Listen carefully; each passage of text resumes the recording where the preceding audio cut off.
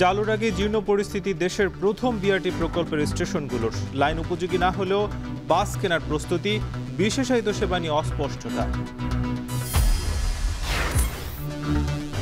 দুর্বল প্রতিবেশীর পরিবেশ ধ্বংসের অভিযোগ ধনী রাষ্ট্রগুলোর বিরুদ্ধে। আচরণ পরিবর্তন না হলে জলবায়ু সম্মেলনের সুফল পাবে না বিশ্ব।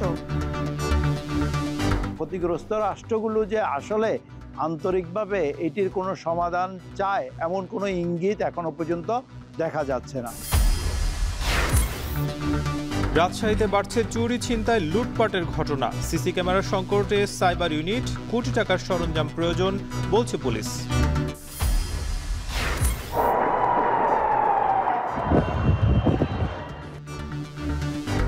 ইসরায়েলি হামলার প্রতিশোধে নতুন অভিযানের পথে ইরান। ফের পাল্টাপাল্টি আক্রমণ হলে যুদ্ধের ফ্রন্ট লাইন তৈরির শঙ্কা।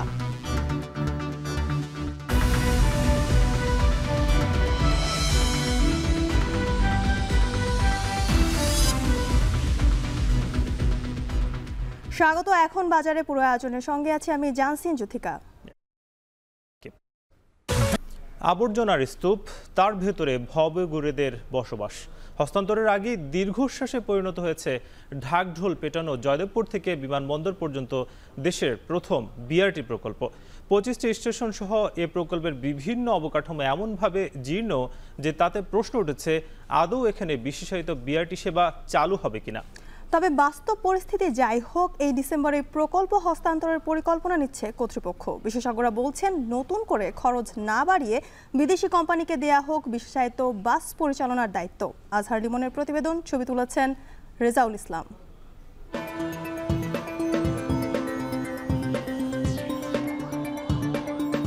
বাস র্যাপিড ট্রানজিট প্রকল্পের শেষ প্রান্ত গাজীপুরের জয়দেবপুর ইন্টারসেকশন।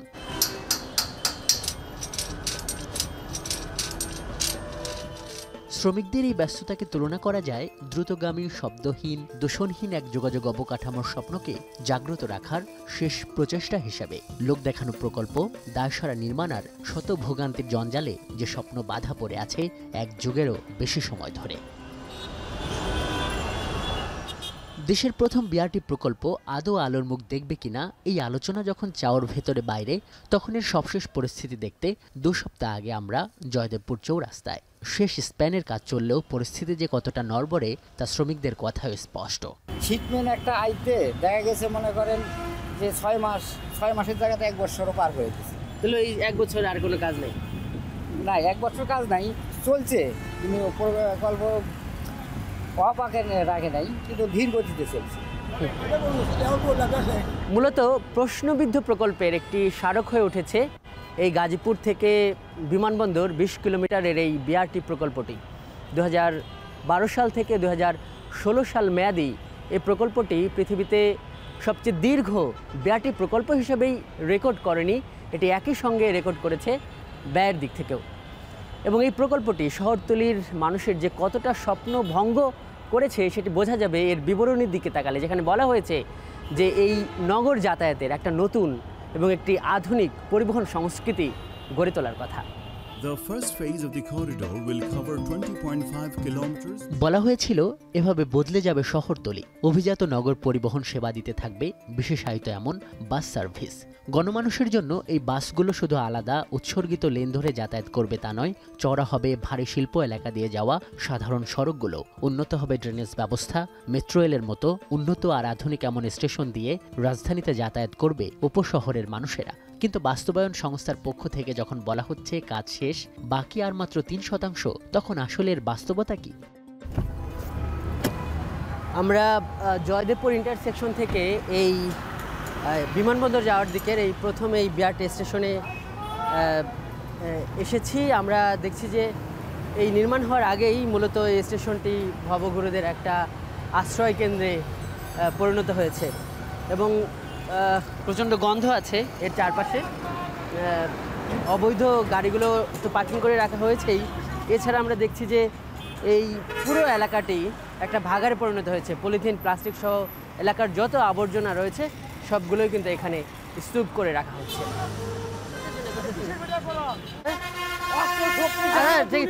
ঠিক আছে, না না না না না এবং জয়দেবপুর থেকে বিমানবন্দর পর্যন্ত বিআরটি 25টি স্টেশনের চিত্রই এমন পরিত্যক্ত। 5 আগস্টের গণঅভ্যুত্থানে কিছু স্টেশন ক্ষতিগ্রস্ত হয়েছে, এটা ঠিক, কিন্তু সেটা বাদ দিলেও দেখা যায়নি এসব স্থাপনা রক্ষণাবেক্ষণে টেকসই কোনো উদ্যোগ। সব মিলিয়ে হতাশ এ পথে চলাচলকারী ও ভুক্তভোগী স্থানীয়রা। না চললে আমাদের জন্য সুবিধা, আর যদি চলে তাহলে পুরা গাজীপুর টঙ্গী থেকে যে রাস্তাটা আছে এটা পুরা রাস্তাটাই অনেকটা জ্যাম হবে, প্রচুর জাম সৃষ্টি হয়। এটা জামের জন্য তো লেনটা অবশ্য ভেঙে দেওয়া উচিত। বাস্তবতা আর কাগজে অগ্রগতির এমন প্রেক্ষাপটে এই প্রকল্পের আসলে ভবিষ্যৎ কি? এই প্রকল্প জীর্ণ এমন পরিস্থিতিতেই হস্তান্তর হবে নাকি সম্পূর্ণ বাণিজ্যিক ব্যবহারের উপযোগী হলে এটি থেকে আদৌ বিআরটির বাস নামবে নাকি প্রচলিত যানবাহনই চলবে? কোম্পানির জেনারেল ম্যানেজার আমাদের জানান, তারা এপ্রিল নাগাদ বিআরটির এই নতুন রুটে বাণিজ্যিক চলাচল শুরু করতে চান। কিন্তু যখন বিভিন্ন পক্ষ থেকে এই প্রকল্প আর না আগানোর পরামর্শ আসছে, তখন কি হবে? কর্তৃপক্ষ যদি বাদ দিতে চায়, কর্তৃপক্ষ তো যে কোনো সময় বাদ দিতে পারে, বাট একটা প্রকল্প যেটা 97% শেষ হয়ে গেছে, কিন্তু 97% বাস্তবে নেই। বাস্তবে তো খুব খারাপ পরিস্থিতি। 97% হলো একটা কাগজে আমরা স্ট্যাটাসে দেখছি। ওটা আসলে এই বিষয়টা মানে ডিপেন্ড, কিংবা এই বিষয়ে মানে কথা সঠিক উত্তরটা দিতে পারে প্রকল্প অফিস থেকেই। প্রকল্পটার তো অপারেশনের দায়িত্ব আপনাদের, রাইট? রাইট। সেটা কবে হবে বলে আসেন? এটা আমরা এক্সপেক্ট করছি এপ্রিলের মধ্যে করতে পারবো আর কি, আগামী এপ্রিলের মধ্যে। সো এপ্রিলের মধ্যে কি বাসগুলো আসবে? এটা আসলে এটা ডেট স্পেসিফাই করা যাবে চুক্তি সম্পাদনের পরে। এটা ঠিক 2 দফা সংশোধনের পর এ প্রকল্পের ব্যয় দাঁড়িয়েছে 2000 থেকে 4000 কোটি টাকায়, যার সিংহভাগ অর্থেরও ছাড়ও হয়েছে এরই মধ্যে। এমন অবস্থায় পরিবহন বিশেষজ্ঞদের মত শেষমেশ বিআরটি চালু করার পক্ষেই, যদিও সরকারিভাবে বাস ক্রয়ের বিপক্ষে তারা। ফিজিক্যাল ওয়ার্ক যেটা আছে সেটা দ্রুত শেষ করতে হবে, এবং যদি আমরা অপারেটর নিয়ে আসতে পারি তাহলে এই যে আমাদের টেন্ডারে যাওয়া, বাস প্রকিউর করা, এই ঝামেলায় পড়তে হবে না। আমরা ইন্টারন্যাশনাল অপারেটর, এবং আমি যেটা বলছিলাম গ্রস কস্ট কন্ট্রাক্টে আমরা চলে যাব। সেই জায়গায় আমার স্টাফ লাগবে না, যারা অপারেশনের দায়িত্বে থাকবে, বাসও আমার কিনতে হবে না। যারা ডিবিআরটি আছে তারা শুধু মনিটরিং করবে যে অপারেটর যারা আছে তাদের যে সেবা দেওয়ার কথা সেটা সঠিকভাবে দিতে পারছে কিনা। পোশাক শিল্পের পণ্য ও কাঁচামাল পরিবহনের রুট এবং ঢাকা ময়মনসিংহ সড়ক এই একই বিআরটি রুটে পড়ায়, যখন কোনোভাবে বিআরটি চালু হলে এই সড়কে দুর্ঘটনা ও যানজট তীব্র হওয়ার শঙ্কা করছে বিভিন্ন পক্ষ, তখন আবার পুরো প্রকল্পের বিভিন্ন দিকে এক ধরনের জোড়াতালি অবস্থা। এমন অবস্থায় এই প্রকল্পে প্রস্তাবিত বিআরটির বিশেষায়িত বাস চলবে কিনা, নাকি সাধারণ বাস চলবে, নাকি আগের মতোই প্রচলিত সড়ক হিসেবে ছেড়ে দেওয়া হবে, সেটি হলে কোটি কোটি টাকা খরচ করে এমন স্থাপনার ভবিষ্যৎ কী হবে? এসব দুরবস্থার জন্য দায়ী না হলেও তা ঠিক করার দায়িত্ব পড়বে অন্তর্বর্তী সরকারের উপরই। আজহার লিমন, এখন, ঢাকা।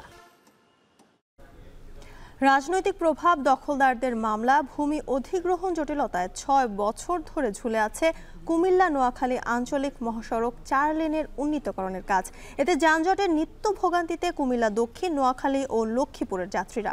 59 কিলোমিটার এই মহাসড়কের 4 লেনের সুফল আটকে আছে মাত্র 8 কিলোমিটারের জন্য। জটিলতা কাটিয়ে দ্রুত মহাসড়কের প্রকল্প সম্পূর্ণ করার দাবি মহাসড়ক ব্যবহারকারীদের। কুমিল্লা থেকে মাসুদ আলমের প্রতিবেদন, ছবি তুলেছেন বাসির আহমেদ। কুমিল্লার দক্ষিণাঞ্চল নোয়াখালী ও লক্ষ্মীপুরের বাসিন্দাদের সড়ক যোগাযোগের একমাত্র পথ কুমিল্লা নোয়াখালী আঞ্চলিক মহাসড়ক। 2018 সালে 2170 কোটি টাকা ব্যয়ের মহাসড়কটির 4 লেনে উন্নীতকরণের কাজ শুরু হয়। তবে 6 বছরে 2 দফায় বরাদ্দ ও প্রকল্পের মেয়াদ বাড়িয়েও শেষ হয়নি এর কাজ। 59 কিলোমিটারের সড়কটির 8 কিলোমিটার অংশের কাজ শেষ না করেই গেল বছরের জুনে প্রকল্পের সমাপ্তি ঘোষণা করা হয়। অসম্পূর্ণ প্রকল্পটি বিগত সরকারের আমলে উদ্বোধন করা হয়। হাঁটার মানুষ এটা দিয়ে যাইতো, রিক্সা, ভ্যান হইতে বড় গাড়ি তো সব রোড একটা। বাজারের উত্তর পাশ এবং দক্ষিণ পাশে 4 লাইন আছে, এখানে 2 লাইন। অটো হইতে রিক্সা চেঞ্জ সব ঘন্টার পর ঘন্টা জ্যাম বাজে থাকে। গাড়ি ঘোড়ার জন্য দোকানদারি করতে পারে না, যানজট লাগেই থাকে বাজারে। এটি মহাসড়কের বাগমারা বাজার। বাজারের 1.6 কিলোমিটার সড়কের যানজট যাত্রীদের নিত্যসঙ্গী।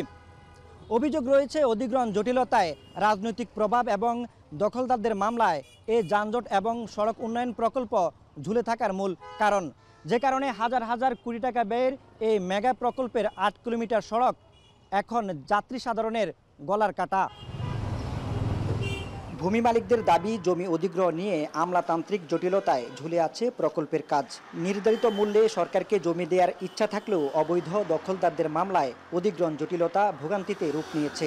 জট যেটা সৃষ্টি হয়েছে এটা প্রশাসনের জটিলতার কারণে এটা হয়েছে এবং আমলাতান্ত্রিক জটিলতার কারণে এটা হইতেছে। যারা খাত দখল করে রেখেছে তারা প্রভাবশালী ব্যক্তি, তার কারণে সরকার জায়গা নিতে পারে না। ডিউলেটারটার মধ্যে নিষেধ করা হয়েছিল যাতে ওই দিক দিয়ে রাস্তাটা না হয়। আমাদের এই কারণে আমাদের কাজটা এখন পর্যন্ত শেষ হয়নি।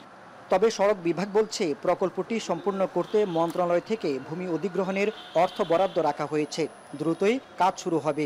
ভূমি মন্ত্রণালয় থেকে কিছু কোয়েরি দেওয়া হয়েছে, আমরা কোয়েরিগুলোর জবাব মিট করেছি এবং ভূমি মন্ত্রণালয়ে আমরা ব্যক্তিগতভাবে আমরা যোগাযোগ করতেছি। আশা করতেছি এটা একটা ভূমি মন্ত্রণালয় অচিরেই এটা অনুমোদন দিবেন। মামলা নিষ্পত্তি হয়েছে, এখন অধিগ্রহণের প্রক্রিয়া চলমান। আমরা ভূমি মন্ত্রণালয়ে 6-1 অনুমোদনের জন্য ফাইলটি প্রক্রিয়াধীন আছে। আমরা আশা করছি খুব দ্রুত অনুমোদনের প্রক্রিয়া সম্পন্ন হলে টাকা রেডি করা আছে, আমরা অধিগ্রহণ শেষ করে রাস্তার কাজটি শেষ করতে পারবো। কাজ শেষ না হওয়ায় মহাসড়কের কুমিল্লার লাকসাম, বাগবাড়া, সানিচ্চ ও কাকসার মোজায় দীর্ঘ যানজট লেগেই থাকে। অহরহ ঘটছে দুর্ঘটনাও, বাড়ছে যাত্রায় সময় ও ব্যয়। মাসুদ আলম, এখন, কুমিল্লা।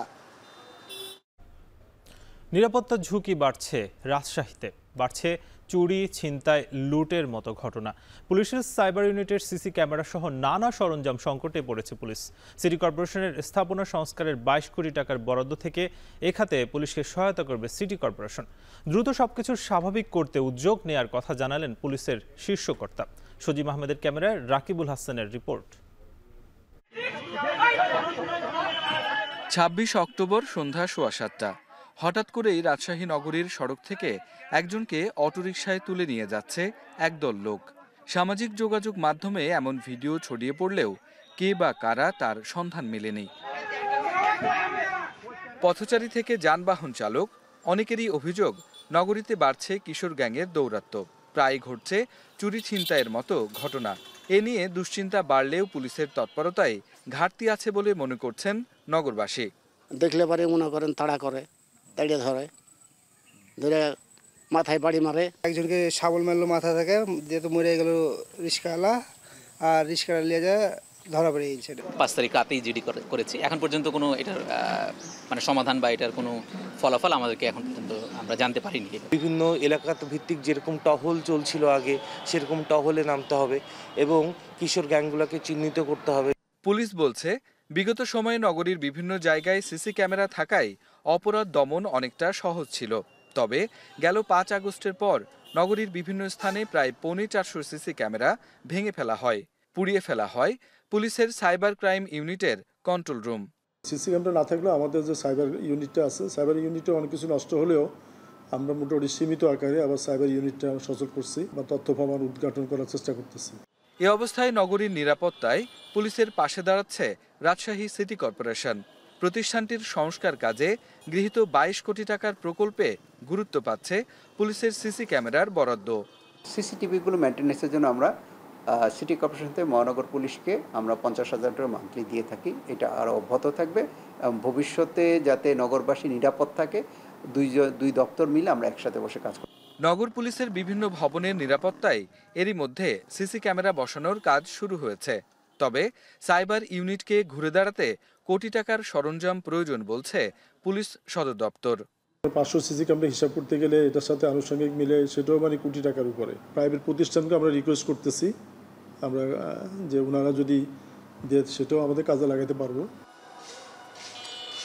96.72 বর্গ কিলোমিটারের রাজশাহী নগর না বাড়লেও বেড়েছে মেট্রোপলিটন এলাকা এবং এখানকার নতুন নতুন আবাসিক এলাকাগুলো। 5 আগস্টের পরে রাজশাহী মেট্রোপলিটন পুলিশ বলছে এখানে চুরি ছিনতাইয়ের ঘটনা বেড়েছে সবচেয়ে বেশি এবং মেট্রোপলিটনের অধীনে 12টি থানায় চুরি ছিনতাই এবং সম্পত্তি লুটের মামলা হয়েছে প্রায় 42টি এবং অভিযোগ রয়েছে প্রায় সমান সমান। এ অবস্থায় এলাকাভিত্তিক নিরাপত্তা গড়ে তোলার পরামর্শ দিচ্ছেন নিরাপত্তা বিশ্লেষকরা। রাকিবুল হাসান, এখন, পদ্মা আবাসিক, রাজশাহী। আজারবাইজানের বাকুতে চলমান বিশ্ব জলবায়ু সম্মেলনে উঠে এসেছে বাংলাদেশের ফেনী জেলার সাম্প্রতিক বন্যার ভয়াবহতা। ভারতের উজানের ঢলে ভেসে যায় ফেনী ও এর আশপাশের এলাকা। এতে দুর্যোগের মুখে পড়ে প্রায় ৭০ মিলিয়ন মানুষ আর আর্থিক ক্ষতি প্রায় ৫ বিলিয়ন মার্কিন ডলার। এই ভয়াবহতাকে রাজনৈতিক দুর্যোগ হিসেবে তুলে ধরা হয় বিশ্বমঞ্চে। জলবায়ু বিজ্ঞানীদের মতে প্রাকৃতিক বিপর্যয়ের পাশাপাশি উন্নত দেশগুলো রাজনৈতিকভাবে দুর্বল দেশের পরিবেশ ধ্বংস করছে। আজারবাইজানের বাকু থেকে মাহমুদ রাকিবের প্রতিবেদন। আকাশ থেকে দেখলে মনে হবে সাগরের মাঝে কিছু গাছ ভাসছে কিংবা কিছু স্থাপনা অন্য কোনো জায়গা থেকে ভেসে এসেছে, যেখানে চলছে নৌকাও। আদতে এ হলো গত আগস্টের শেষ দিকে বাংলাদেশের ফেনীর চিত্র। ভারতের উজান থেকে নেমে আসা ঢলে ডুবে যায় ফেনী ও এর আশপাশের এলাকা। অভিযোগ আছে পাশের দেশ ভারত কোনো ধরনের পূর্বাভাস ছাড়াই পানি ছেড়ে দেয় ভেসে গিয়েছিল ফেনী, শেরপুর, ময়মনসিংহ সহ বেশ কিছু এলাকা, যা ছিল অনেকটাই রাজনৈতিক। এতে ক্ষতিগ্রস্ত হয়েছিল প্রায় ৭০ মিলিয়ন মানুষ আর আর্থিক ক্ষতি হয়েছিল প্রায় ৫ বিলিয়ন মার্কিন ডলার।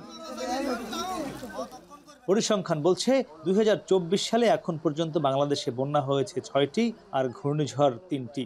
এত প্রাকৃতিক দুর্যোগ কোনোভাবেই স্বাভাবিক ঘটনা নয়। এমন বাস্তবতায় আজারবাইজানের বাকুতে চলমান বিশ্ব জলবায়ু সম্মেলনে বাংলাদেশের প্রাকৃতিক দুর্যোগ নিয়ে সাইড ইভেন্টের আয়োজন করে কয়েকটি পরিবেশ বিষয়ক সংগঠন, যেখানে ফেনীর সাম্প্রতিক বন্যাকে রাজনৈতিক দুর্যোগ হিসেবে তুলে ধরা হয় বিশ্বমঞ্চে। বন্যাটা যে যতটা না প্রাকৃতিক, তার চেয়ে বেশি যে রাজনৈতিক, এই বিষয়টা আমরা বিশ্ববাসীর দরবারে তুলে ধরেছি। ভারত এখানে আমাদের কাছে মনে হয়েছে যে অনেকাংশেই আমাদের এই বাংলাদেশের ২৪-এর বন্যা তথা ফেনীর বন্যার জন্য দায়ী। ইভেন্টটিতে অংশ নিয়ে জলবায়ু বিজ্ঞানীরা বলছেন প্রাকৃতিকভাবে পরিবেশ বিপর্যয়ের পাশাপাশি রাজনৈতিকভাবে দুর্বল প্রতিবেশী দেশের পরিবেশ ধ্বংস করছে উন্নত দেশ। দক্ষিণ এশিয়ায় এক্ষেত্রে প্রতিবেশী দেশগুলোকে ন্যায্য পানি থেকে বঞ্চিত করছে ভারত ও চীন। পার্শ্ববর্তী রাষ্ট্র যখন তাদের বাঁধ ওপেন করে দিয়েছে, এটি বাংলাদেশকে যথাসময়ে না জানানোর কারণে আমাদের সাধারণ মানুষ, তার বাড়িঘর, তার ফসলি জমি, তার জানমাল সব নষ্ট হয়েছে। গঙ্গা, ব্রহ্মপুত্র, মেঘনা বেসিন নিয়ে আমাদের কিন্তু একটা ম্যানেজমেন্টে যেতে হবে। এখানে ভারত বা চায়না কেউ বলতে পারবে না যে বাইলেটারাল ইস্যুর প্রবলেম, কারণ আপনি তাহলে রিয়েলিটি ওয়াটার জাস্টিসের কথা বলছেন, সেই ওয়াটার জাস্টিসের বিরুদ্ধে অবস্থান নিচ্ছি। পরিবেশবিদরা বলছেন উন্নত দেশ তাদের আচরণে পরিবর্তন না আনলে সম্মেলনের সুফল পাবে না বিশ্ব। কার্বন ইমিশন কমানো এবং ক্ষতিগ্রস্ত রাষ্ট্রগুলোকে ক্ষতিপূরণ দেওয়া, এই দুটি মেজর অবজেক্টিভের কোনোটাই তেমন কোনো অগ্রসর হয়নি।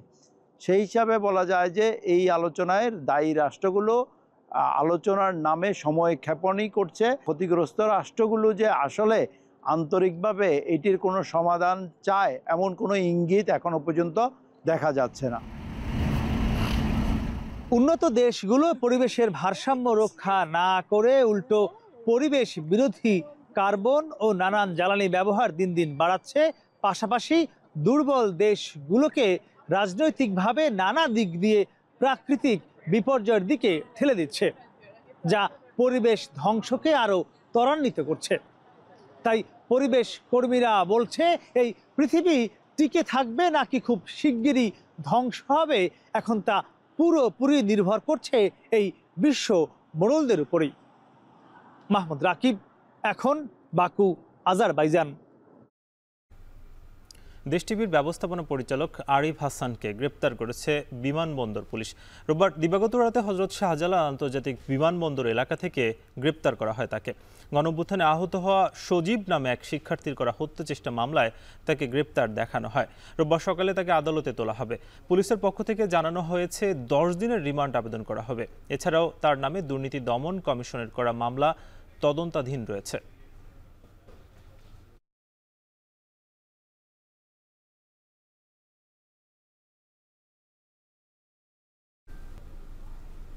নবান্ন উপলক্ষে বগুড়া সহ আশপাশের জেলাগুলোতে বসেছে মাছের মেলা। বড় বড় মাছের পসরা সাজানো হয়েছে স্টলগুলোতে। এ নিয়ে আরও জানাতে মহাস্থান মাছের মেলা থেকে যুক্ত হচ্ছেন সহকর্মী মাজেদুর রহমান। মাজেদ, জানাবেন যে মেলায় কতটি স্টল বসেছে, এছাড়া আকার ও মানভেদে যেই মাছগুলো পাওয়া যাচ্ছে তার কেজি কত টাকায় মিলছে? সাকিব, আজকে কিন্তু পুরাতন পঞ্জিকা মতে, সনাতন পঞ্জিকা মতে কিন্তু আজকে নবান্ন, আর এই নবান্ন উপলক্ষে কিন্তু বগুড়া সহ যে আশপাশের জেলাগুলো রয়েছে সেই জেলাগুলোতে কিন্তু মাছের মেলা বসে থাকে এবং এটি কিন্তু একটা গ্রামীণ ঐতিহ্য এবং বহু বছর আগ থেকেই কিন্তু এই মাছের মেলাটা বসে থাকে। এবং আজকে যে মেলাতে আমি রয়েছি সেটি হলো বগুড়ার শিবগঞ্জে উতলি মাছের মেলা। এই মেলাটা কিন্তু অনেক বড় একটা মেলা, শুধু মাছই নয়, মাছ ছাড়া যে আরও যে সাংসারিক অনুষঙ্গগুলো রয়েছে সবগুলো পাওয়া যায় এখানে। নতুন আলু, নতুন সব কিছু জিনিসই পাওয়া যায়। নবান্ন উপলক্ষে কিন্তু আজকে প্রতিটি গ্রামে এবং আশপাশের যে গ্রামগুলো রয়েছে সে গ্রামগুলোতে কিন্তু একটি আনন্দের জোয়ার বয়ে যায়। সেখানে কিন্তু আপ্যায়ন করা হয়, তাদেরকে নিমন্ত্রণ করা হয়, যেখানে জামাইরা, বিশেষ করে এখানে জামাই মেলাও বলা হয়, এখানে জামাইরা কিন্তু এই এলাকায় আসেন এবং তারা কিন্তু এখানে এই দিনটা কিন্তু খুব ভালোভাবে উদযাপন করেন এবং জামাইরা কিন্তু এই মেলাতে মাছ কিনেন এবং তারা শ্বশুরবাড়িতে এই মাছ নিয়ে যান এবং তারা কিন্তু যে শালা আত্মীয় স্বজন যারা রয়েছে শ্যালক তাদেরকে নিয়ে কিন্তু এই দিনটিকে উপভোগ করেন। শুধু তাই নয়, এই দিনে কিন্তু নতুন যে চাল সে চালের ভাত কিন্তু রান্না করা হয় এবং এই মাছ, যে মাছে ভাতে যে বাঙালি, সে মাছে ভাতে বাঙালির যে ঐতিহ্য সেটিকে ফুটিয়ে তোলা হয়। এই গ্রামীণ ঐতিহ্যকে ফুটিয়ে তোলার লক্ষ্যে কিন্তু এই গ্রামীণ মেলাগুলো হয়ে থাকে এবং এই কৃষ্টি কিন্তু অনেক আগ থেকে চলে আসছে। সেটি কিন্তু আজকেও কিন্তু এই মাছের মেলা দেখলে আপনারা বুঝতে পারবেন। শুধু মেলা না, এখানে খাওয়ার অনুষঙ্গ থেকে আরম্ভ করে ছোট ছোট যে শিশু রয়েছে তাদেরকে খেলনা সব কিছু কিন্তু এখানে পাওয়া যায়। তো এইভাবে কিন্তু মাছের মেলা উপলক্ষে এই এলাকায় কিন্তু একটা আনন্দের জোয়ার বয়ে যায়। তো এই ছিল আমার কাছে বগুড়ার যে মাছের মেলা, সেখান থেকে সর্বশেষ সাকিব। বগুড়া থেকে যুক্ত ছিলেন সহকর্মী মাজিদ রহমান। চলতি রবি মৌসুমে মুড়ি কাটা পেঁয়াজের লক্ষ্যমাত্রা পূরণে দিনরাত নিরলস কাজ করে যাচ্ছেন ফরিদপুরের পেঁয়াজ চাষিরা। আগামী ডিসেম্বরের প্রথম সপ্তাহে বাজারে মুড়ি কাটা পেঁয়াজ ওঠার সম্ভাবনা রয়েছে। এতে পেঁয়াজ বাজারের অস্থিরতা কিছুটা হলেও কমবে বলে মনে করছেন সংশ্লিষ্টরা। আর লক্ষ্যমাত্রা পূরণে চাষিদের সব রকমের সহায়তার আশ্বাস দিয়েছে স্থানীয় কৃষি বিভাগ। মফিজুর রহমান শিপনের প্রতিবেদন বিস্তারিত। ফরিদপুর সদর উপজেলার চরমাধবদিয়া, অম্বিকাপুর ও ডিগ্রিচর ইউনিয়নের বেশ কয়েকটি মাঠে এখন শীতকালীন মুড়ি কাটা পেঁয়াজের আবাদে ঘাম ছড়াচ্ছেন চাষিরা। কেউ করছেন নিড়ানির কাজ, আবার কেউ সেচ দিয়ে দিচ্ছেন পানি। শীতের এই সময়ে শুধু ফরিদপুরেই আবাদ হয় এই পেঁয়াজ। আগেরবার পেঁয়াজের ভালো দর পাওয়ায় এবার বন্যার পানি নেমে যাওয়ার সঙ্গে সঙ্গে মুড়ি কাটা পেঁয়াজের জন্য জমি প্রস্তুত করেছেন চাষিরা। তবে খরচ বাড়ায় লাভ নিয়ে শঙ্কায় তারা। গুণগত মানসম্পন্ন কীটনাশক ও সার সরবরাহ নিশ্চিত করার দাবি তাদের। কেউ লাগাইতেছেন, কেউ নিড়াইতেছেন, মানে জমির যে আগাছা আছে ওইগুলো আগাছা পরিষ্কার করতেছে। মানসম্মত ভাবে কীটনাশক, সার এবং ডিজেল এই জিনিসটা যদি সরকার আমাকে দেয়। সারের বস্তার দাম মনে করেন 1500-1600 টাকা।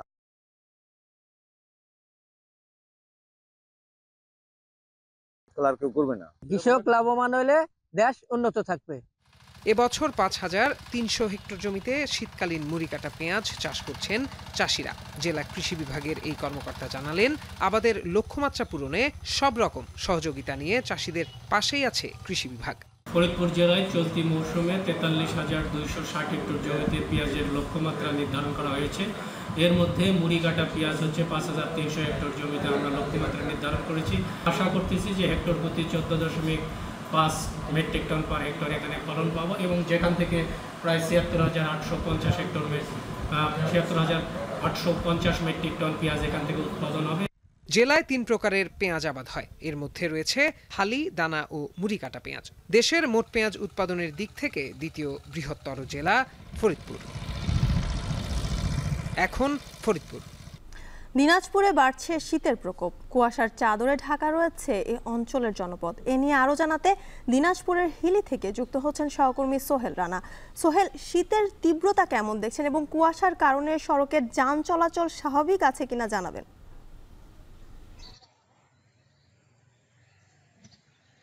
জ্যোতিকা, আপনাকে একটু আমি জানিয়ে রাখি যে চলতি মাসের 10 তারিখের পর থেকে কিন্তু দিনাজপুর অঞ্চলের যে তাপমাত্রার পারদ সেটি কিন্তু কমতে থাকে এবং সেই সাথে শীতের তীব্রতা এবং কুয়াশার যে প্রকোপ সেটিও কিন্তু বেড়েছে আমরা দেখেছি। আমি যদি আপনাকে একটু বলি যে গত কয়েকদিন ধরে বিকেলের পর থেকে কিন্তু শীতের তীব্রতা বাড়ছে এবং মানুষের যে চলাচল সেটিতে কিছুটা প্রভাব পড়ছে। আমরা দেখেছি যে সন্ধ্যার পরে কিন্তু মানুষের চলাচলটা কমতে শুরু করেছে এবং সকালের দিকে কিন্তু আমরা দেখেছি প্রায় বেলা 10টা-11টা পর্যন্ত অনেক সময় কুয়াশাটা থাকছে, যার কারণে যান চলাচল রাস্তাঘাটের যেটি চলাচল সেটিও কিন্তু বিঘ্ন ঘটছে। আমরা দেখছি যান চলাচলের যে পরিধি সেটা অনেকটাই কমছে। আমি আরেকটু বলি যে তাপমাত্রা চলতি মাসের 10 তারিখের পর থেকে কিন্তু 18 ডিগ্রি সেলসিয়াস ছিল, সেটি কিন্তু এখন নেমে আজকে প্রায় দিনাজপুর অঞ্চলে সর্বনিম্ন তাপমাত্রা রেকর্ড করা হয়েছে 14.1 ডিগ্রি সেলসিয়াস, যা কিন্তু দেশের সর্বনিম্ন তাপমাত্রা এখন পর্যন্ত। অর্থাৎ বলাই চলে যে আসলে তাপমাত্রার পারদ দেখে বলা চলে যে শীতের যে তীব্রতা সেটি কিন্তু দিনাজপুরে অনেকটাই কিন্তু থেকে বসেছে। আবহাওয়া অধিদপ্তর বলছে যে আসলে যত দিন যাবে শীতের যে তীব্রতা সেটি কিন্তু বাড়বে কিন্তু তারা বলছেন, এবং তারা বলছেন হয়তো মাঝখানে 2-1 দিন তাপমাত্রাটি বাড়তে পারে এবং সেটি কিন্তু আবারও কমে আসবে, কারণ এই অঞ্চলে শীতের প্রকোপটা এবার বেশি হবে বলেও তারা কিন্তু বলছেন। আমরা কয়েকজন দিন মজুরের সাথে কথা বলেছি, তারা বলছেন যে আসলে শীতের প্রকোপটি বারবার সঙ্গে সঙ্গে তাদের যে আয়ের যে একটা ভাটা পড়ার সেটি কিন্তু পড়তে শুরু করেছে এবং যারা ভ্যান চালক রিক্সা চালক রয়েছেন তাদেরও একটা আয় ভাটা পড়তে শুরু করছে। তারা বলছেন যে সকাল করে বিশেষ করে কুয়াশার চাদরে ঢাকা থাকবার কারণে এখন পর্যন্ত কিন্তু কুয়াশার চাদরে ঢাকা রয়েছে এই অঞ্চলের জনপদ, যার কারণে কিন্তু যারা নিজে একেবারেই চাহিদার যে কাজগুলো রয়েছে সেগুলোর জন্য কিন্তু বাড়ির বাইরে আসছেন এবং শীতের যে তীব্রতার কারণে তারা কম বেড়েছেন। সব মিলিয়ে বলা চলে যে দিনাজপুরের যে তাপমাত্রা পারদ সেটি কিন্তু নিচের দিকে নামতে শুরু করেছে এবং শীতের তীব্রতাও অনেকটাই বেড়েছে। জ্যোতিকা। দিনাজপুর থেকে শীতের তীব্রতার খবর জানাচ্ছিলেন সহকর্মী সোহেল রানা। সংরক্ষণের অভাবে অযত্নে অবহেলায় হারিয়ে যাচ্ছে কৃষক, শ্রমিক, মেহনতি মানুষের অবিসংবাদিত নেতা মাওলানা ভাসানীর স্মৃতিচিহ্নগুলো। পরিবারের সদস্যদের দাবি, বিভিন্ন দেশে ভাসানীকে নিয়ে চর্চা করা হলেও নিজ দেশেই উপেক্ষিত মজলুম জননেতা। বিগত দিনে ক্ষমতায় থাকা সব সরকারই মহান এ নেতার প্রতি ছিলেন উদাসীন। এমনকি বিলুপ্ত হয়ে যাচ্ছে ভাসানীর হাতে গড়া শিক্ষা প্রতিষ্ঠান। বৃহত্তর স্বার্থে তার স্মৃতিচিহ্ন রক্ষা, জাতীয় নেতার মর্যাদা ও রাষ্ট্রীয়ভাবে মৃত্যুবার্ষিকী পালনের দাবি ভাসানী ফাউন্ডেশন ও স্থানীয়দের। বিস্তারিত কাউসার আহমেদের প্রতিবেদনে ছবি তুলেছেন শোভন দাস। সাম্রাজ্যবাদ, ঔপনিবেশবাদ ও আধিপত্যবাদ বিরোধী সংগ্রামের প্রবাদ পুরুষ মজলুম জননেতা মাওলানা আব্দুল হামিদ খান ভাসানী ব্রিটিশ বিরোধী আন্দোলন থেকে শুরু করে উপমহাদেশের নির্যাতিত নিপীড়িত মানুষের পক্ষে আপোষহীন নেতৃত্ব দানকারী মহান এই নেতার ৪৮তম মৃত্যুবার্ষিকী আজ। কৃষক, শ্রমিক, মেহনতি মানুষের অধিকার আদায় ও দেশমাতৃকার মুক্তির আলোকবর্তিকা হলেও মৃত্যুর পর তিনিই যেন হারাতে বসেছেন। সংরক্ষণের অভাবে হারিয়ে যাচ্ছে তার স্মৃতিচিহ্নগুলো। চীনের প্রধানমন্ত্রীর কাছ থেকে উপহার পাওয়া ট্রাক্টর, ওভারকোট, টাইপরাইটার সহ অনেক স্মারকই নষ্ট হওয়ার পথে। সেন্টারের উদ্যোগে জাদুঘরে সংরক্ষণের চেষ্টা করা হলেও তার উপরেও জমেছে ধুলার আস্তর। দেশ ও জাতির জন্য মাওলানা ভাসানী নিজেকে উৎসর্গ করলেও তার স্বপ্ন বাস্তবায়নে এখন পর্যন্ত নেই জোরালো কোনো পদক্ষেপ। স্বপ্ন দেখেছিলেন সন্তোষী নিজ এলাকায় একটি ইসলামিক বিশ্ববিদ্যালয় কাম কমপ্লেক্স গড়ে তুলবেন, যেখানে থাকবে স্কুল, কলেজও। স্বল্প পরিসরে স্কুলের কার্যক্রম শুরু হলেও পরবর্তীতে তাও মুখ থুবড়ে পড়ে। এছাড়া ভাসানীর হাতে গড়া অনেক শিক্ষা প্রতিষ্ঠানও বিলুপ্ত হয়ে যাচ্ছে। মাওলানা ভাসানী একটি অবিসংবাদিত নাম।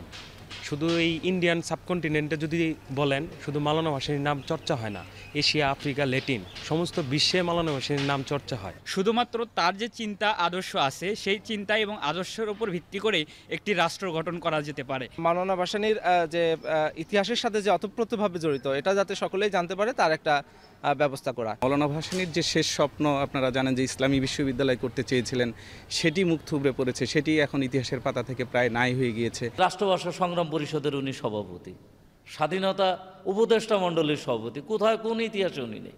আসলে ওনার সব জায়গায় অবহেলিত।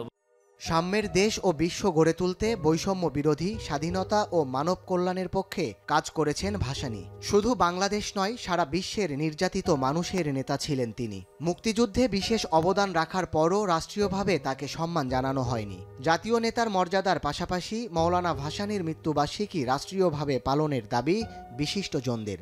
স্বাধীনতা যুদ্ধ থেকে শুরু করে প্রতিটি গণতান্ত্রিক আন্দোলনে জনগণের পক্ষে তার যে অবস্থান, এগুলো তুলে ধরা হোক। জাতীয়ভাবে তুলে ধরলে আমাদের দেশের মানুষেরই কল্যাণ হবে। আমরা দাবি করি যে মজলুম জনতা মৌলানা আব্দুল হামিদ খান ভাসানীর মৃত্যুবার্ষিকীটা রাষ্ট্রীয়ভাবে পালন করা হোক। ব্রিটিশ বিরোধী আন্দোলন, মুক্তিযুদ্ধ সহ প্রতিটি জাতীয় আন্দোলনে মৌলানা ভাসানীর রয়েছে গুরুত্বপূর্ণ অবদান। এখন টাঙ্গাইল। গত বছর ঘূর্ণিঝড় মিথিলির কবলে নিখোঁজ বরগুনার 25 জেলের এখনও সন্ধান মেলেনি। পরিবারের উপার্জনক্ষম ব্যক্তিদের হারিয়ে মানবেতর সময় কাটাচ্ছেন স্বজনরা, চান সরকারের সহায়তা। জিয়াদ মাহমুদের পাঠানো প্রতিবেদন এবং SM সিফাতের চিত্রে প্রতিবেদন।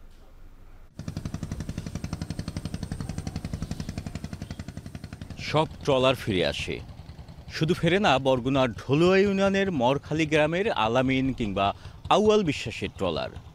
গত বছর ঘূর্ণিঝড় মিথিলির কবলে পড়ে আলামিন, আউয়াল, মাহতাব সহ 25 জন জেলে নিখোঁজ হন, যাদের এখন পর্যন্ত কোনো হদিস মেলেনি।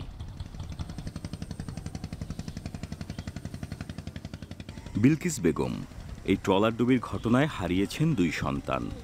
অশ্রুসিক্ত নয়নে বিষখালী নদীর তীরে বসে থাকেন তিনি। যদি ফেরে তার সন্তান, মায়া আইছে, মায়ের দুগা ভাত বাটিয়ে দাও, মায়ের দুগা ভাত দাও, মায়া আইছে না, আর কেউ কয় না। মিথিলির কবলে বরগুনার FB এলাহি ভরসা, FB তামান্না ও FB মায়ের দোয়া ট্রলারে থাকা জেলেরা নিখোঁজ হন। বিলকিস বেগম সহ এই ঘূর্ণিঝড়ে পরিবারের উপার্জনক্ষমদের হারিয়ে মানবেতর জীবন কাটাচ্ছেন অনেকেই। পাননি সরকারের বরাদ্দকৃত অর্থ। জেলেদের অভিযোগ, সমুদ্রে ট্রলারে প্রয়োজনীয় নিরাপত্তা সরঞ্জাম ও শক্তিশালী নেটওয়ার্ক ব্যবস্থা নেই, তাই বাড়ছে প্রাণহানি ও নিখোঁজের সংখ্যা। না, আমরা কোনো সাহায্য সহযোগিতা আমাকে কোনো কেউ সহযোগিতা করে না, এই অবস্থায় আছি আমরা। বোট অনেকে ছাড়িয়ে দিয়ে খালি লোক আসতে পারছে, আবার কোনো বোট আছে যে লোক নিখোঁজ হয়ে রয়েছে, ওগুলো কেউ খোঁজই নিচ্ছে না। তো ওখানে তো কোনো নেটওয়ার্ক নাই, কোনো খোঁজখবর পাওয়া যায় না। আবহাওয়া যখন খারাপ হয় তখন বোঝা যায় যে দেশে আবহাওয়া খারাপ হয়েছে। ঝড় জলোচ্ছ্বাসে জেলেদের নিরাপদে রাখতে সমুদ্রগামী ট্রলারে আধুনিক সরঞ্জাম ও GPS ট্র্যাকিংয়ের মাধ্যমে মনিটরিং ব্যবস্থা চালুর কথা জানান এই বিশেষজ্ঞ। আমাদেরকে নেটওয়ার্কিং এবং আবহাওয়ার পূর্বাভাসটা ডেভেলপ করতে হবে এবং আমাদের একটা ডাটা বেস তৈরি করতে হবে যে যেখানে আসলে কী পরিমাণ নিখোঁজ হচ্ছে, কোথায় নিখোঁজ হচ্ছে, এবং সেই পর্যন্ত আমাদের নেটওয়ার্কটা আমাদেরকে নিশ্চিত করতে হবে। ঘূর্ণিঝড়ে নিখোঁজ জেলেদের পরিবারের জন্য আর্থিক সহায়তা করার আশ্বাস প্রশাসনের। এছাড়া প্রতিবেশী রাষ্ট্রে আশ্রয় নেওয়া জেলেদের কোনো সুনির্দিষ্ট তথ্য পাওয়া গেলে কূটনৈতিক ব্যবস্থার মাধ্যমে তাদের ফিরিয়ে আনা যেতে পারে বলে জানান এই কর্মকর্তা। মৃত বা নিখোঁজ জেলের জন্য এককালীন 50,000 টাকা পর্যন্ত সাহায্য করা হয়ে থাকে। আর যদি স্থায়ীভাবে পঙ্গু হন, যে কোনো কাজ করতে পারেন না, তার জন্য 25,000 টাকা পর্যন্ত করার বিধান আছে। তো এই করার কিছু আপনার সুনির্দিষ্ট নীতিমালা আছে। যারাই আবেদন করেন বা যখনই আমরা এই ধরনের নিউজগুলো পেয়ে থাকি, আমরা আমাদের ঊর্ধ্বতন কর্তৃপক্ষ অবহিত করি এবং তারাই এই বিষয়ে ব্যবস্থা গ্রহণ করেন। দেশের আমিষের যোগান দিচ্ছেন যারা, প্রাকৃতিক দুর্যোগে তাদের জীবনই থাকে চরম অনিশ্চয়তায়। সরকারি হিসেব মতে গত 18 বছরে বরগুনার পাথরঘাটা উপজেলাতেই নিখোঁজ হন 188 জন জেলে। জিয়াদ মাহমুদ, এখন, বরগুনা। ইসরায়েলি ভূখণ্ড লক্ষ্য করে ইরানের সম্ভাব্য অভিযান ঘিরে বাড়ছে উত্তেজনা।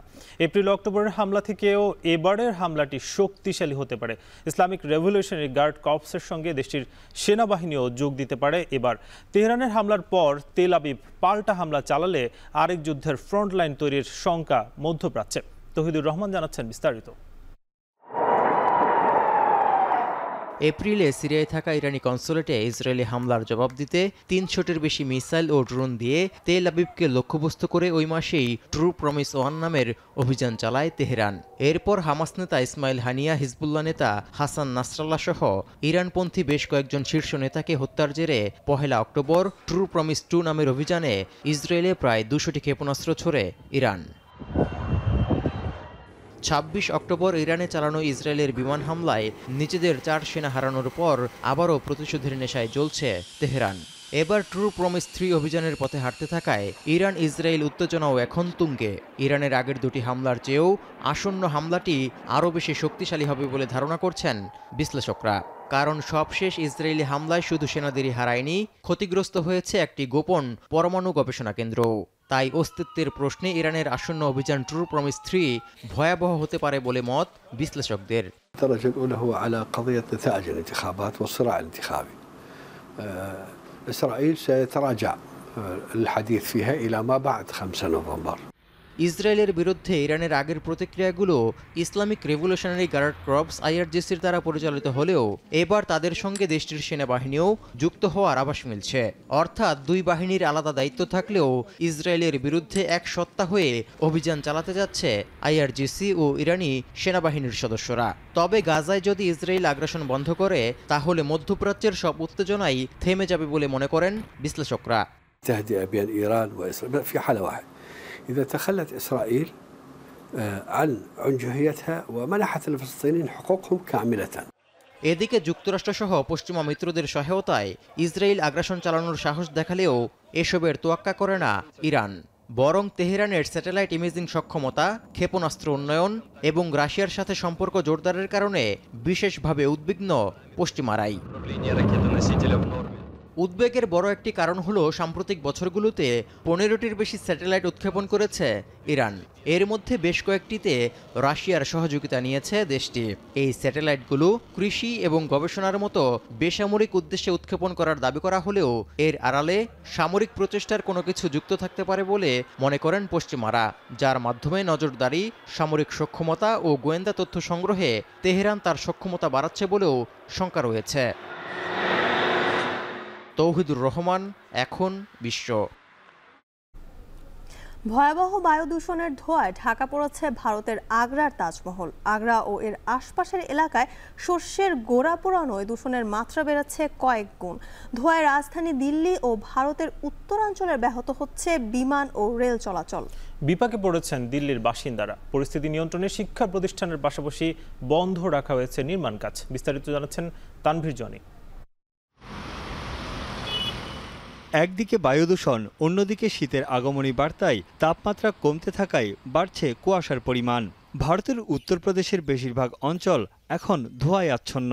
ঘন কুয়াশা ও দূষিত বায়ুতে ঢাকা পড়েছে আগ্রার তাজমহল। বায়ু দূষণের তীব্রতা বাড়ায় সাময়িকভাবে বন্ধ রাখা হয়েছে শহরের সব নির্মাণ কাজ ও প্রাথমিক স্কুল। আগ্রায় দূষণের মাত্রা বেড়েছে বহুগুণ। পাশাপাশি চলছে শস্যের গোড়া বা আগাছা পোড়ানো। প্রতি বছর এই নিয়ে অভিযোগ উঠলেও দৃশ্যত কোনো পদক্ষেপ দেখা যায় না। দূষণ ঠেকাতে এবার কৃষকদের সতর্কবার্তা দিয়েছে ভারত সরকার। দেশটির আবহাওয়া অফিস জানায়, সোমবার পর্যন্ত ঘন ধোঁয়ায় ঢাকা থাকতে পারে গোটা Agra. And of course, all these measures are taken. What you're talking, what's being said now, even for the office hours are being scattered, and various measures like the school, etc. They're mostly reactive measures. If you have to advise, you should advise for all year round. বাতাসে দূষণের কারণে দিল্লি ও উত্তর ভারতে ব্যাহত হচ্ছে বিমান ও train চলাচল। হাসপাতালগুলোতে বেড়েছে শ্বাসকষ্টজনিত রোগীর সংখ্যা। এমন পরিবেশে বাইরে চলাচল করতে নানা সমস্যার সম্মুখীন হচ্ছেন দিল্লির বাসিন্দারা। अच्छा एनवायरनमेंट होता था, साफ हवा होती थी, लंबा भागा जाता था, बट अभी इतनी ज़्यादा सांस फूलने लग गई, पोल्यूशन इतना ज़्यादा हो रहा है, खांसी भी हो रही है बीच बीच में, गला खट्टा हो रहा है और लंबी रन नहीं हो पा रही। पॉल्यूशन का तो सुबह से आप जब से 5 बजे से भी आप उठ के देखें तो सामने फॉग और स्मोक होता है, आंखों में जलन, सांस लेना मुश्किल, बहुत परेशानी का सामना करना पड़ता है। প্রতি বছর শীতকালে দিল্লিকে এই ধোঁয়ার সঙ্গে লড়াই করতে হয়। চলতি বছরে দিল্লির দূষণের প্রায় 38% হয়েছে খড় পোড়ানোর কারণে। দ্য ল্যান্সেট মেডিকেলের এক গবেষণায় দেখা যায়, ভারতে 17 লাখ মানুষের অকাল মৃত্যুর জন্য দায়ী নিম্নমানের বায়ু। তানভীর জানি, এখন বিশ্ব। আধুনিক যুগে শত চ্যালেঞ্জের মুখেও 148 বছর ধরে টিকে আছে ভারতের কলকাতা শহরের বিখ্যাত কফি হাউস। কলেজ স্ট্রিটের এই কফি হাউস আজও ধরে রেখেছে তার চেনা ছন্দ। এর সঙ্গে জড়িয়ে আছে কলকাতার খ্যাতি ও জৌলুস। কলকাতা থেকে কমল দত্তের প্রতিবেদনে দেখুন বিস্তারিত। কলকাতার টানা রিকশা, দোতলা বাস, ট্রাম সবকিছুই হারিয়ে যেতে বসেছে। 1876 সালে শহরের কলেজ স্ট্রিটে প্রতিষ্ঠিত কফি হাউস আজও টিকে আছে তার আপন ছন্দে। 8 থেকে 80 নানা বয়সী মানুষের পদচারণায় মুখর কফি হাউস বা ইন্ডিয়ান কফি হাউস। বিদেশি পর্যটকরাও এই কফি হাউসে প্রিয়জনদের সঙ্গে নিয়ে মেতে ওঠেন আড্ডায়। কালের বিবর্তনে খাবারেও এসেছে ভিন্নতা। বুদ্ধিজীবী থেকে ছাত্র সমাজ সবার আড্ডার কেন্দ্রস্থল এটি। অপর্ণা সেন, সুনীল গঙ্গোপাধ্যায় সহ গুণী সব মানুষের আসা যাওয়া ছিল এই কফি হাউসে। বাবা কাকাদের কাছ থেকে শুনেছি, তো সেটাই এখন মেয়েকেও দেখাতে চাই। আজকালকার ক্যাফেটেরিয়াগুলোতে তো ওরা ওই পার্ক স্ট্রিট দেখেই অভ্যস্ত। বর্তমানে কফি হাউসের কর্মচারীর সংখ্যা 56 জন। রয়েছে 200টি খাবারের টেবিল। সকাল 10টা থেকে রাত 8টা পর্যন্ত চলে চা, কফি, ফাস্টফুড সহ বিভিন্ন খাবারের পরিবেশনা। প্রতিদিন গড়ে আয় হয় লাখ টাকার উপরে। নিজের প্রিসিয়াস টাইমটা দিয়ে এখানে গল্প করে আমাদের এখানে যা কালচার আছে, ট্র্যাডিশন, কালচার, এডুকেশন, একটা হাব আছে ওয়েস্ট বেঙ্গলের। এটা যখনই মান্নাদে এসেছিল তারপরে থেকে কফি হাউসের নামটা আরও বেশি হয়ে গেছে। আর এখানে প্রেসিডেন্সি কলেজ আছে, ইউনিভার্সিটি আছে, ছাত্রছাত্রীরা আসে এখানে আমাদের। ঐতিহ্যবাহী কলকাতার এই কফি হাউস আজও তার জৌলুস ও সংস্কৃতি ধরে রেখেছে। এখন কলকাতা। শেষ করছি এখন বাজার। তার আগে শিরোনামগুলো আরও একবার।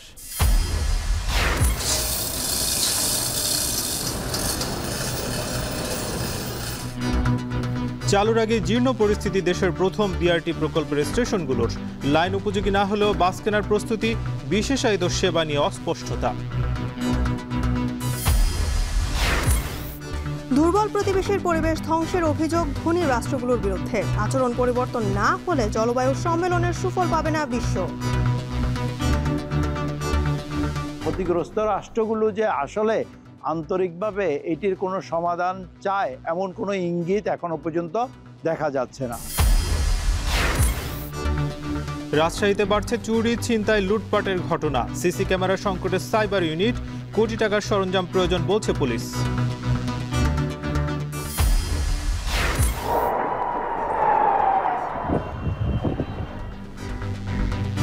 এবং ইসরায়েলি হামলার প্রতিশোধে নতুন অভিযানের পথে ইরান। ফের পাল্টাপাল্টি আক্রমণ হলে যুদ্ধের ফ্রন্ট লাইন তৈরির শঙ্কা।